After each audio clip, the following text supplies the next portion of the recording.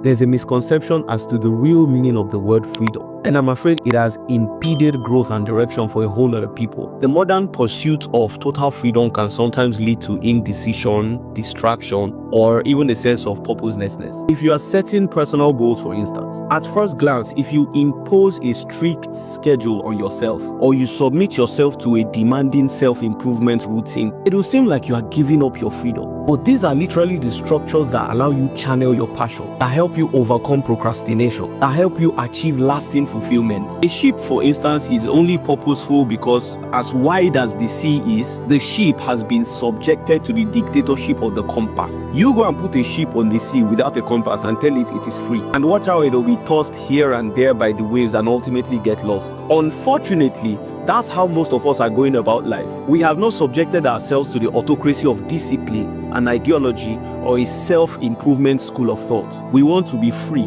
but we also want to be successful. Let me tell you one truth. Every single human being is a slave to something. Even freedom fighters are slaves to the ideology that all men must be free. It is their subservience to this school of thought that literally gives them purpose. The frailty and vulnerability of the human condition demands that we must be a slave to something for survival, no matter how absurd it is. You know what freedom is? Freedom is the ability to choose what to enslave yourself to.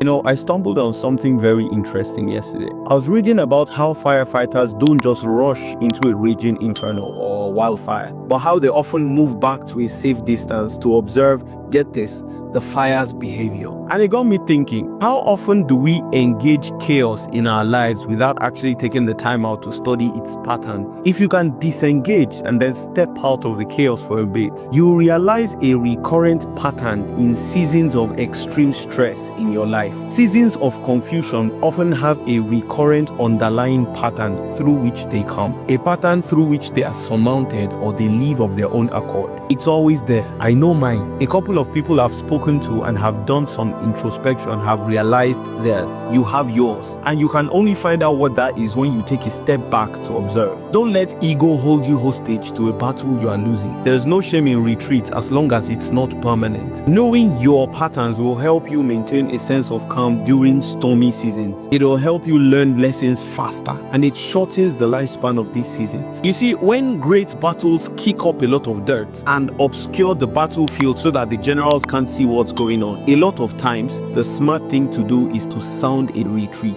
A lesson Napoleon learned a bit too late in his battle against Russia in 1812. Ego is the enemy. Alex Hormozi said, "The path of an exceptional person is one of an exception." Let me tell you a quick story. In primary school, during preparations for inter-house sports, the best runner in my school was in greenhouse. He was also representing us in high jump. I was in greenhouse as well. We called him Senior Ayo. Now, one day during sports, Senior Ayo was training for high jump. The inter-house sports was somewhere around the corner. Now, during training, Senior Ayo set the bar he was supposed to jump over so high. It was way higher than the one the jumpers from the other sports houses were jumping over. Look, I liked Senior Ayo because he was the best runner in my school. But where high jump was concerned, I didn't have high hopes for him at all. You know why?